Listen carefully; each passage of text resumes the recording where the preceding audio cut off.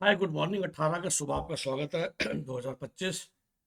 और बात करें इंडिया में आज, जहां राजस्थान, उत्तराखंड दो बड़े स्टेट हैं विद लॉट ऑफ सीट्स, और फिर एक छोटा सा स्टेट त्रिपुरा जिसमें एक कॉलेज है। बाहर वाले बच्चों के लिए देखिए, पर जो लोकल स्टूडेंट्स होते हैं उनके लिए, जिसको 85% गवर्नमेंट सीट्स मिलनी है, उनके लिए तो वही कॉलेज भी इम्पोर्टेंट है। तो ये तीन मेजर स्टेट्स के रिजल्ट आ जाने हैं जो कि आ चुके हैं, ज्वाइनिंग चल रही है। अगर मैं हिंदी बेल्ट की बात करूं, और मध्य प्रदेश का भी आने वाला है। इसके अलावा एक और कल रात को आया है ये नोटिस, और मैं हमेशा कहता हूँ Nepal which is like younger brother और sister, whatever you want to call it, to India. यहाँ भी ऑप्शंस होती है हमारे बच्चों के लिए, और मैं हमेशा कहता हूँ देखिए, इंडिया इज़ ऑलवेज बेस्ट, क्योंकि जब भी हम बाहर जाते हैं 18 नवंबर 2021 के एनएमसी के रूल के बाद, क्योंकि हमें डबल इंटर्नशिप करनी पड़ती है, तो हमारा मिनिमम एक साल तो एक्स्ट्रा लगता ही लगता है। इंडिया में भी नेक्स्ट आया नहीं है, और बाहर से जो आता है उसको एफएमजी एग्जाम देना ही पड़ता है, विच और exam is not that tough, लेकिन टाइमिंग की वजह से कभी कभी ये हो सकता है कि आपका जो टाइम है वो एक्स्ट्रा और बढ़ जाए। बट एक साल तो एक्स्ट्रा लगेगा ही लगेगा। तो अगर 2025 के पढ़े बच्चे 2031 में इंडिया में एलिजिबल हो जाते हैं पीजी के लिए, ऑफ कोर्स अगर आप पहले टर्म में क्लियर कर लें, सो नेपाल जाओगे तो कम से कम एक साल फालतू लगेगा, 2032 तक तो खींचेगा ही खींचेगा। अब वो बात अलग है कि इंडिया में भी रहने वाले कितने बच्चे हैं जो पहले अटेम्प्ट में पीजी में पहुंच जाते हैं। दूसरा, डेफिनेटली नेपाल उनके लिए बेस्ट है, जो फिलहाल समझ लीजिए 6 लाख रैंक से नीचे हैं, या चलो मैं बिहार को फिलहाल 7 लाख रैंक से नीचे हैं, और बजट 80 लाख से कम है। मैं हमेशा समझाता हूँ, अगर आप 7 लाख रैंक से नीचे हैं और बजट 75 लाख तक है खाना पीना मिला के, तो इंडिया में आपके पास अब कोई ऑप्शन नहीं। और ये 7 लाख भी बड़ा खींच के बोल रहा हूँ मैं, it might go up to 6 lakh also, but let's say below 7 lakh rank.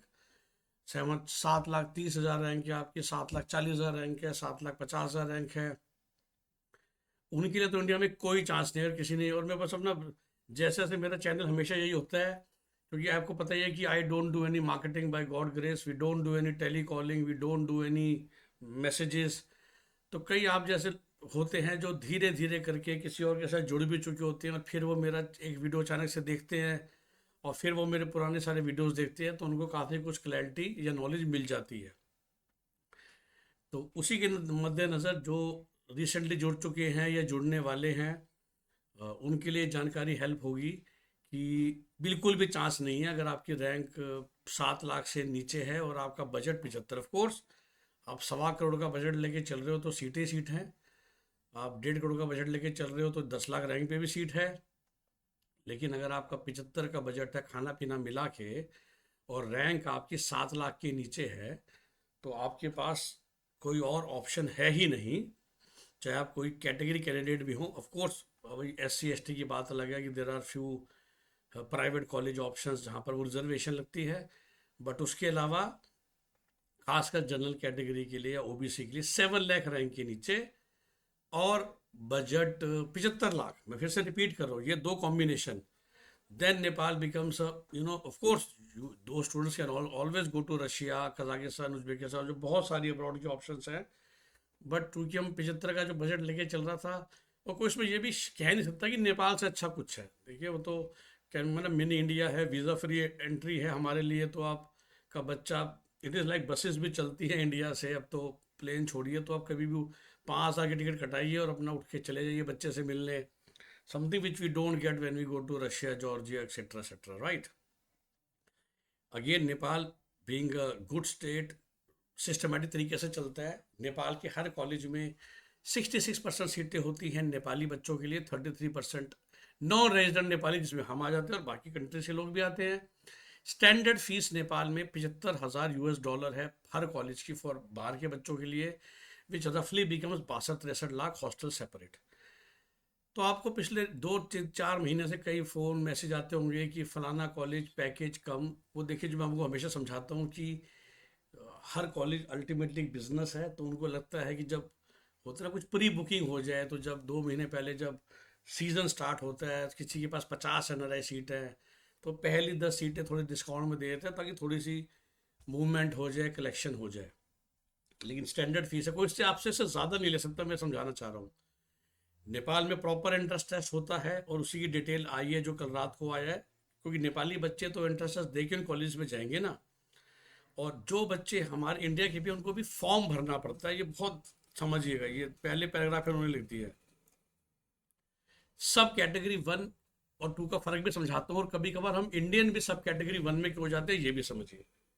तो फिर से अब्रॉड जाने के लिए ना 3 साल तक का नीट स्कोर जनरली चलता है, विच मीन्स कोई स्टूडेंट ऐसा है जिसने 12th पहले की थी, 2024 में तो नीट क्वालिफाई था और 25 में फेल हो गया। ठीक है।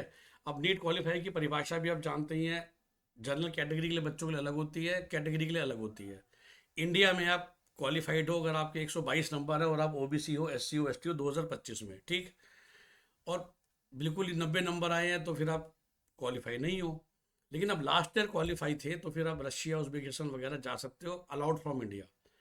लेकिन नेपाल जाने के लिए ज़रूरी होता है कि आप 2025 में ही क्वालिफाई करो, और वो भी जनरल क्वालिफाई। दैट मीन्स अगर आप इंडिया में एससी, एसटी, ओबीसी वाले क्वालिफाइड हो, लेकिन आपके 90 नंबर है इस साल, तो फिर तो आप एमबीबीएस कर नहीं सकते ना इस साल, इंडिया में भी और नेपाल में भी। बाहर आप जा सकते हो, बात अलग है। अगर आप लास्ट 2 साल में क्वालिफाई थे, इस बात को प्लीज़ ढंग से समझिए। लेकिन अगर आप इंडिया में पहली बार ही दिया था नीट, या लास्ट ईयर क्वालिफाई नहीं थे, इस साल भी आप कैटेगरी क्वालिफाइड हो, तो आप नेपाल में नहीं जा सकते सीधे रास्ते से। मतलब क्या है कि नेपाल को चाहिए जर्नल क्वालिफाइड, मतलब 144 मार्क्स एंड अबव, और 50% स्कोर एंड अबव। ऐसे सारे बच्चे सब कैटेगरी टू में अप्लाई करेंगे जब आप ऑनलाइन फॉर्म भरेंगे, देखिए लिखा हुआ है। और आपकी लास्ट डेट भी बहुत दूर है, 12 अक्टूबर। लेकिन वो बच्चे जो 120, 122, मतलब कि कैटेगरी क्वालिफाइड है, 144 से कम है इंडिया में, उनके पास भी नेपाल जाने का रास्ता है।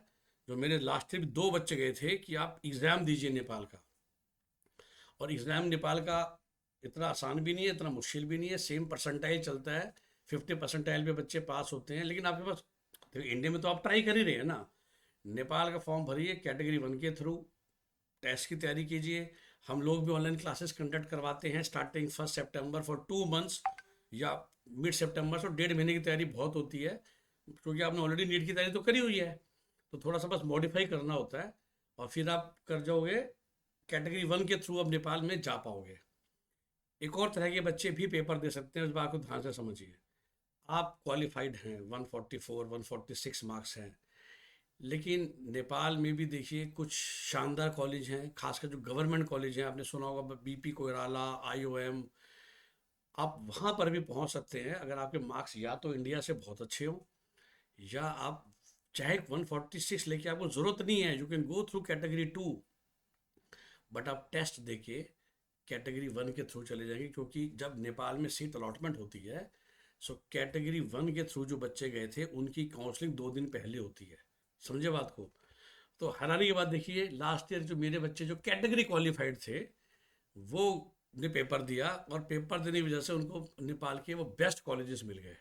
ओके, क्योंकि उनकी काउंसलिंग 3 दिन पहले हुई। और बाकी बच्चे फिर नेक्स्ट डे जाते हैं 2 दिन बाद, जब कैटेगरी टू की काउंसलिंग होती है। काउंसलिंग नेपाल में काठमांडू में होती है, हर एक बच्चे को सीट काउंसलिंग से एलोकेट होती है। काउंसलिंग ऑफलाइन होती है, कहने को ट्रांसपेरेंट ही होती है, जिस तरह से इंडिया में होती थी 2021-22 तक, जब लास्ट राउंड कॉलेजेस में होता था, तो आप इशारा समझ गए। और इसी की वजह से काफ़ी हद तक कॉलेजेस अपनी कमिटमेंट को पूरा कर पाते हैं, जो भी फिलहाल आप किसी रिलायबल कंसल्टेंट के थ्रू बात कर रहे हैं। आपने ये भी सुना होगा कि हमने, मैं बस तो पहले इसको समझ गए, तो कैटेगरी वन टू का फर्क समझ गए। कैटेगरी वन के थ्रू अप्लाई करना है तो फिर आपको तुरंत अभी अप्लाई करना होगा 7 सितंबर से पहले, और फिर पेपर देना है 1 नवंबर को। जैसा मैंने कहा कि हम हेल्प करते हैं end to end, including filling up your form, क्योंकि फॉर्म में आपको नेपाल में पैसा देना है, जबकि आप इंडिया से बैठ के भी भर सकते हो, बट कभी कभार गड़बड़ हो जाती है। और 5,000 रुपये इंडियन रुपीज़ की कॉस्ट है, चाहे आप पेपर दें चाहे पेपर ना दें, बिजली चाहे आप कैटेगरी वन के थ्रू जाए चाहे कैटेगरी थ्रू के जाए। 8,000 नेपाली रुपये, विच इज़ रफली 5,000 इंडियन रुपीज़। ये मैंने आपको समझा दिया कि अगर आप कैटेगरी क्वालिफाइड हैं फिर तो आपको पक्का देना पड़ेगा पेपर। अगर आप क्वालिफाइड हैं लेकिन नंबर बहुत कम है और चाह रहे हैं नेपाल का टॉप कॉलेज, तो आपको पेपर दे देना चाहिए। लेकिन अब उसमें एक फ्लिप साइड भी है। आपके अच्छे वाले में फिलहाल 160 नंबर है, आपको कोई प्राइवेट कॉलेज मिल सकता है। लेकिन आपने पेपर दे दिया और पेपर में रह गए नेपाल के पेपर में, तो फिर आप इस तरफ भी रह जाओगे, फिर आप कैटेगरी 2 के थ्रू सीट नहीं ले पाओगे। तो ये दो धारी तलवार है, सोच समझ के फैसला करना होता है। And sometime I am seeing it is like that, let's say 155 marks है, बजट भी कम है, चाहते भी अच्छा कॉलेज है, तो पेपर देने का रिस्क ले लीजिए। और फिर से अपना प्लान सी रखिए, बैकअप क्या, उज्बेकिस्तान किर्गिस्तान, क्योंकि वहाँ पर एक विंटर बैच भी होते हैं जैन फेब में, जहाँ पर फिर आपको सीट मिल जाती है अगर आप नेपाल में फेल हो गए। तो मेरे पास this is how I plan for people, right. तो रैंक 7 लाख से नीचे इंडिया में नहीं मिलना बजट में।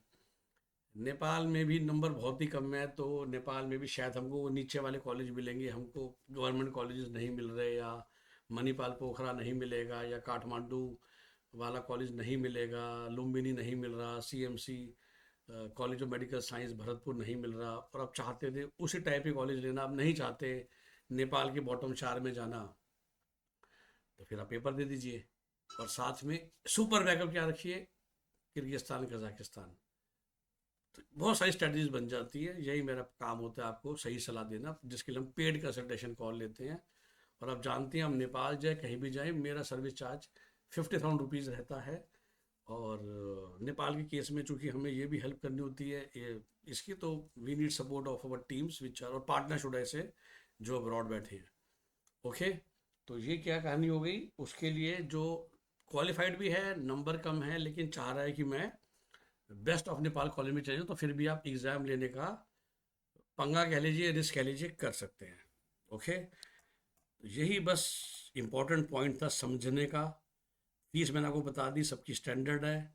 डिस्काउंट मैंने आपको बता दिया जो मिलता है अभी, जो धीरे धीरे बंद हो जाएगा।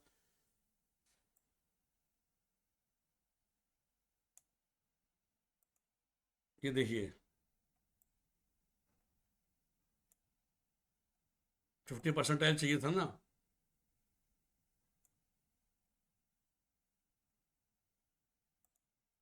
तो जो पेरी interest will be given first priority, ये मैंने आपको भी समझा दिया था। सीट वैकेंट बची जाती हैं, मैचिंग विल बी डन, जिसमें आप अपनी कंट्री का 50%, तभी मैंने बोला जनरल क्वालिफाइड होना चाहिए। ठीक है,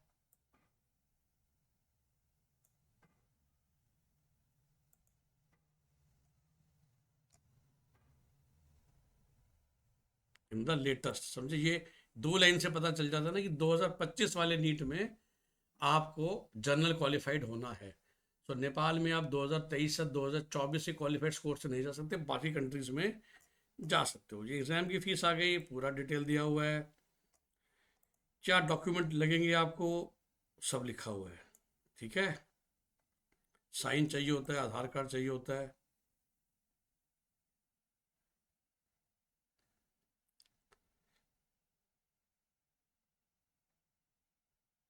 बाकी सब डिटेलिंग है।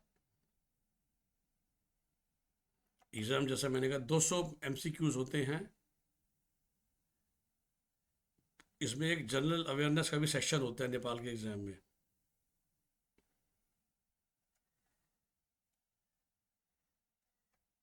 ओके,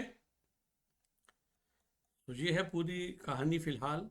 जैसा मैंने कहा, एग्ज़ाम देना है तो थोड़ी अर्जेंसी ज़्यादा है, नहीं देना है तो बहुत टाइम है। अगर आपके फ़िलहाल नीट में 200 से ज़्यादा मार्क्स हैं तो फिर टेंशन की बात बिल्कुल नहीं है, मतलब शायद आपको अपने मन का कॉलेज मिल जाएगा। मतलब कि वही, जैसे मैं कहना, रैंक 6 लाख 7 लाख 8 लाख तक तो, लेकिन अब 10 11 12 लाख वाले हैं, तो या तो आप पेपर ले लीजिए या फिर जो भी मिल जाए उसको लेने के लिए तैयार रहिए। ओके, यही है। आप जानते हैं हमसे कांटेक्ट करने के लिए हमारा नंबर 9643362320। एंड अभी तो समय है, और इंडिया में भी बहुत क्लैरिटी मिलेगी एक बार जब राउंड 1 के रिजल्ट्स आ जाएंगे, स्पेशली कितनी यूपी में ज्वाइनिंग होती है, कितनी हरियाणा में ज्वाइनिंग होती है, ये खबर भी आएंगी। और उसके बाद राउंड 2 के बाद तो कंप्लीट क्लैरिटी मिल जाएगी, क्योंकि राउंड 1 में काफ़ी कन्फ्यूजन इंडिया में हो गई because of Bihar and NRI, और उन्हीं दो काउंसलिंग पे प्रेशर पड़ गया MCC में और यूपी में, जो कि इंडिया की हाईएस्ट सीट्स हैं। मैं कई बार लोगों को समझाता हूँ कि 1,20,000 सीटें तो कहने की हैं। अगर आप एक ओपन स्टेट के नज़र से देखें तो हिमाचल का एक कॉलेज, हरियाणा में 6 कॉलेज, MCC है सबसे बड़ा जो सोर्स है सीट्स का, यूपी है, फिर बाकी तो 3 3 4 4 कॉलेज हैं, राजस्थान भी कहने क्लोज स्टेट ही है। तो इन सब से बाद में ही पता चलता है कि कितनी आग लगी हुई है। ओके, पर फिलहाल बिल्कुल घबराने वाली बात नहीं है। और नंबर आप हमारा जानते ही हैं, 9643362320 for paid consulting, paid packages. जो भी फ्री ऑफ कॉस्ट नॉलेज है वो मैं यूट्यूब के माध्यम से आपको देने की कोशिश करता हूँ। और जब समय मिलता है तो कमेंट को आंसर भी करता हूँ। मेरी एक और अपील है आप लोगों से। आप में से कई बार एक कॉल लेते हैं और मैं हमेशा कहता हूँ कि उस कॉल में आपके मैं सारे डाउट्स हाथ की हाथ आंसर करता हूँ, मैं बार बार पूछता हूँ। I hope I am able to satisfy you.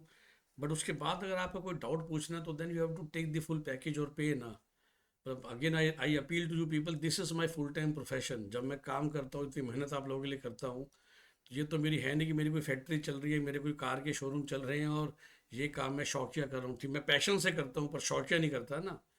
मुझे एजुकेशन का पैशन है, इसलिए इतनी बड़ी पढ़ाई करके ही मैं ये काम करता हूँ, क्योंकि I really love this work. But of course this work also take care of my family expenses. तो फिर आप थोड़ा समझदार बनिए, खासकर जो प्राइवेट कैंडिडेट्स होते हैं, 1.5 करोड़ की फीस, 1-1 करोड़ का सीट ले रहे हैं, और हमारा 30-50 हज़ार का पैकेज लेने में इतना सोचते हैं। मुझे कभी भी समझ में बातें नहीं आती है कि उन लोगों की क्या मेंटेलिटी होती है, कि क्वेश्चन भी मुझसे पूछने हैं, सब कुछ मुझसे करना है, लेकिन वो फीस देने में जान निकलती है, पता नहीं क्यों। Have a nice day, bye bye, take care.